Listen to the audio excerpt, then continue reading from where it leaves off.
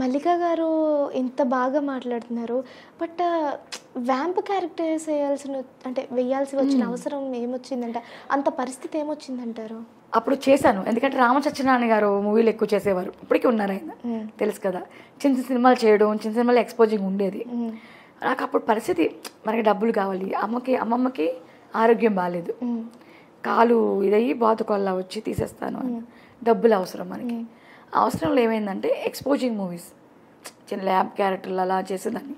Item song చేశాను, vamp క్యారెక్టర్లు చేశాను. గడుపుకోవడానికి ఒళ్ళు అమ్ముకోలేదు, ఒళ్ళు చూపించుకుని బతికాను అని ఇప్పటికీ దజ్జ చెప్తాను నేను. కానీ తప్పు చేయలేదు కాబట్టి. అప్పుడు ఏమైందంటే వాళ్ళు చేస్తాం కదా, మనకేంటి, నేను ఓన్లీ కళగా చూశాను దాన్ని. ఇప్పుడు కూడా సీరియల్లో కూడా ఒక హస్బెండ్ పట్టుకుంటాడు, తిన్నావా అంటాడు. అదొక క్యారెక్టర్, అదొక యాక్టింగ్. దాన్ని ఎందుకు పబ్లిసిటీ చేసి అంత ఇచ్చేసి ఒక వ్యాంప్ అని చేసి ఇచ్చేశారు. దాన్ని మర్చిపోగొట్టుకోవడానికి కూడా సీరియల్లోకి వచ్చాను నేను. చాన్నాళ్ళు ఊరు వెళ్ళలేదండి. ఒక సంవత్సరం నేను ఆ క్యారెక్టర్స్ చేయడం వల్ల. ఓకే, ఒక సంవత్సరం ఊరు వెళ్ళలేదు నేను. ఊరు వెళ్ళలేదు, మన చుట్టాలు కానీ ఎవరు కానీ ఉంటుంది కదా, ఫ్రెండ్స్ మాట్లాడకపోవడం. మళ్ళీ సీరియల్స్లోకి వచ్చిన తర్వాత మా మల్లిక, మా మేనగోడలు, మా చెల్లి, ఇది. అంటే కానీ అప్పుడు సంపాదించింది డబ్బుల కోసమే చేశాను, ఇప్పుడు చేసేది డబ్బుల కోసమేగా. డ్రెస్సింగ్ మారింది, మనిషిని అలాగే ఉన్నాను, కష్టపడ్డాను అంతే అని రకాలుగా ఊహించారు, చూశారు. అవన్నీ ఉండిపోయినాయి మనసులో. అంటే చాలా మందిని ఆ క్యారెక్టర్స్ వేస్తే బయట కూడా వాళ్ళ రియల్ క్యారెక్టర్ అదేనేమో అనే థాట్లో చాలా మంది ఉండిపోతారు. ఉన్నారండి, అలా కూడా జరిగింది. బయటకు వెళ్తే కూడా అలా ట్రీట్ చేసేవారు ఆ టైంలో చూస్తారు కదా, ఇప్పటికీ ఉన్నారు. నాకు లక్ ఏంటంటే చదువు రాదు కాబట్టి ఏం చూడను నేను. సో దానివల్ల ఈ మధ్య రివర్స్ అవుతున్నాను. ఎవరైనా చూసి పెట్టినా కూడా చూసావా, చూసి ఆనందించు, నాకెందుకు పెట్టారా. ఎందుకంటే నేను స్ట్రాంగ్ అవ్వకపోతే నాకు కష్టం. ఇప్పుడు నేను మానసికంగా కుంగిపోయి ఇలా అయిపోయాను. ఇప్పుడు కానీ నేను స్ట్రాంగ్ అవ్వాలి. నేను చేశాను, ఎందుకు భయపడాలి. నేను పెంచుకోవడానికి, నా కుటుంబం పెంచుకోవడానికి, నేను బతకడానికి చేశాను. ఇప్పుడు నేను వద్దని చెప్తారు, మీరు వచ్చి నన్ను చూస్తారా? చూడరు కదా. నాకు ఇంటి మెయింటెనెన్స్ మొత్తం 50,000 అవుతుంది, ఇస్తారా? ఇవ్వరు కదా. నేను ఒకటి చేయాలి, చేశాను అని చెప్తున్నాను. అంటే మీరు మందు అసలు ఎందుకు అలవాటు చేసుకుని ఉంటారు? అంటే చాలా వరకు ఎన్నో బాధలు ఉంటేనే తప్ప, ఇప్పుడు ఎగ్జాంపుల్కి సావిత్రి గారిని తీసుకోవచ్చు. ఆవిడ అంటే ఏదో ఇష్టానికి కాదు కదా, ఆవిడ కొన్ని పరిస్థితులు ఆవిడ అలా తీసుకొచ్చాయి.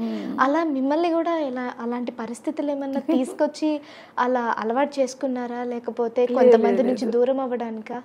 లేదు, అదే నా పాత లవ్ ట్రాక్. మా లవర్ చనిపోయారు కదా, చనిపోయిన తర్వాత ఇక్కడికి వచ్చాను కదా హైదరాబాద్కి. ఇక్కడికి వచ్చిన తర్వాత అది మర్చిపోవడం కోసం చేసిన ప్రయత్నంలో అదో ప్రయత్నం అంతే. ఓకే, అలా ఉండిపోయింది. ఆయన్ని మర్చిపోవడం కోసం చేసిన ప్రయత్నం. నిద్ర పట్టేది కాదు. సో ఇంకా ఫ్రెండ్స్ ఉంటారు కదా, రూమ్మేట్స్, డాన్సర్స్ వాళ్ళు ఉండేవారు.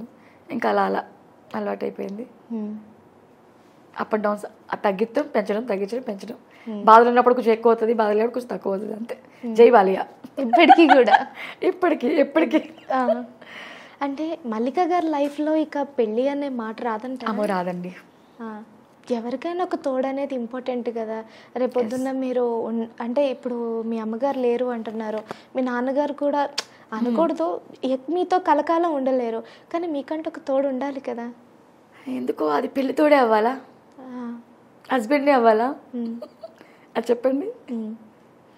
అంటే ఫ్రెండ్స్ కూడా ఎక్కువ కాలం ఉండరు కదా, ఏదో ఒక టైంలో ఎవరో ఒకరు అడాప్ట్ చేసుకుంటే నేను చనిపోయేదాకా ఉంటాడుగా, చనిపోయాక తన లైఫ్ చూసుకుంటాడు కదా. పాపో బాబో, ఈ ప్రేమలు, ఈ సంవత్సరాలు అన్నీ డూబండి. ఇప్పుడు నా వెనకాల ఒక 10 లక్షలు ఉన్నాయనుకోండి, వచ్చి నాకు కాళ్ళు నొక్కేస్తారు, చేసుకుంటారు. కోపం వస్తే విడిపోయేవన్న మాట తప్ప ఏం ఉండదు. ప్రేమలు ఉన్నాయి, ఎక్కడో ఉన్నాయి. ప్రజెంట్ సిచ్యువేషన్, ఈ జనరేషన్లో ప్రేమ అనే పేరుని వాడుకుంటూ చేయాల్సిన పనులు చేస్తున్నారు. రియల్గా ప్రేమలు ఉన్నాయంటే తెచ్చిన నమ్మనండి నేను. ఇప్పుడు పెళ్లి చేసుకున్నా, ఇప్పుడు నేను కరెక్ట్గా ఉండొచ్చు, సో అవతల పక్కన పర్సన్ కరెక్ట్గా ఉంటాడా, ఉండడు. ఇప్పుడు అతలు కరెక్ట్గా ఉన్నా నేను ఉండకపోవచ్చు, ఏదో గొడవలు వస్తాయి. సంవత్సరానికి గొడవలు రాకుండా ఉంటాయా అంటారు, వస్తాయి. తీసుకోలేం కదా. ఇప్పుడు నిన్ను పడి మళ్ళీ పెళ్లి చేసుకుని ఎక్కడ పడతామండి. సోలో లైఫే సో బెటర్ అన్నట్టుంది. నేనే రాజు నేనే మంత్రి కదా, చాలండి. మీ జీవితానికి మీరు ఒక్కరే సింగిల్. మీ నాన్నగారు ఎప్పుడు ఫోర్స్ చేయరా పెళ్లి? నేను మగరాయుడు, అబ్బాయిలా చూస్తారు నన్ను. అడిగితే ఇంట్లో పారిపోతాను కదా. ఓకే, రాను ఇంటికి, అందుకని అడగరు. ఓకే, సో మీకు అసలు పెళ్లి మీద ఇంట్రెస్ట్ లేదు, చేసుకోవాలని కూడా అనుకోవట్లేదు. అసలు అబ్బాయిలు ఇష్టం ఉంటారు నాకు. ఓకే, అంటే అందుకే అంతనే తమ్ముడు నాన్న అదే పిలుస్తాను నేను. షూటింగ్ అందరు కూడా, కెమెరామ్యాన్ ప్రొడక్షన్ వరకు కూడా నాన్న తమ్ముడు అంతే. అంతే మరి మంచి క్లోజ్ ఫ్రెండ్స్ అనుకో డార్లింగ్, ఎక్కువ డార్లింగ్ డార్లింగ్ అని పిలుస్తాను అంతే. హాయ్ బాయ్ తప్ప ఇంకా అసలు షూటింగ్ అయిపోయినా ఒకదాన్ని అయిపోవాలి. షూటింగ్లో అంతా అలర చేసేస్తాను. ఇంకా నేను లేకపోతే ఆ షూటింగ్ అమ్మో మల్లిక లేదు వాళ్ళ ప్రశాంతం అయిపోయిందండి అన్న ఫీల్ తెస్తాను. ఇంటికి వచ్చానా నేను సైలెంట్, ఇంకెవరు ఉండకూడదు నాకు ఇంట్లో, అలోన్గా ఉండాలి. ఇప్పుడు ఇంట్లో కూడా ఒక్కరే ఉంటారు. చెల్లి నేను, చెల్లి ఇప్పుడు వెళ్ళిపోయారు, ఊరు వెళ్ళింది. చెల్లి తోడుగా ఉంటుంది నాకు. పాప అది వచ్చేటప్పటికి ఫుడ్ వండేస్తాను. మార్నింగ్ నేను వండిస్తాను. మార్నింగ్ 4:30కి లెగుస్తాను, నేనే క్యారియర్ వండేస్తాను. మొక్కలేదే ముద్ద దిగదు. చికెనో మటనో ఫిష్ వండికి వెళ్ళిపోతాను. లొకేషన్లో మనసు అంతా కూర్చుంటాం, తింటాం. నైట్ వచ్చేటప్పుడు చెల్లి వండి పెడుతుంది పాపం, తినేస్తాను. హాయిగా అన్నారుగా జై బాలిగా వేస్తూ పెగ్గేస్తాను, పడుకుంటాను. ఎంత నిజాయితీగా చెప్తున్నారు. వాళ్ళు మనం పెట్టట్లేదు, మన లైఫ్ మనం ఎంజాయ్ చేయాలి. ఎప్పుడు చేస్తాం? సడన్ గా హార్ట్ అటాక్ వచ్చిపోతే, వెళ్తూ పోతే, మళ్ళీ కళ్ళలో చనిపోయిన తర్వాత ఆత్మ అయ్యో భూమి మీద ఉండగా తగలపోయానే, అది ఎంజాయ్ చేయలేకపోయానే అనిపిస్తే నా వల్ల కాదు. ఏమైనా అనిపిస్తే చేస్తారు. అంటే మన వల్ల ఒకరికి బాధ కలగకుండా ఉండాలి నాకు తెలిసి. ఇప్పుడు నేను తప్పు చేస్తున్నాను అనుకోండి, నాకు బాధ అయినా పర్వాలేదు, మీకు బాధ కలగకూడదు. ఇప్పుడు నాడికి వెళ్ళాను, మీకు ఇబ్బంది అవ్వకూడదు. మీకు ఇబ్బంది అయితే పక్కకి తాగుతాను, నీ ముందు తాగను.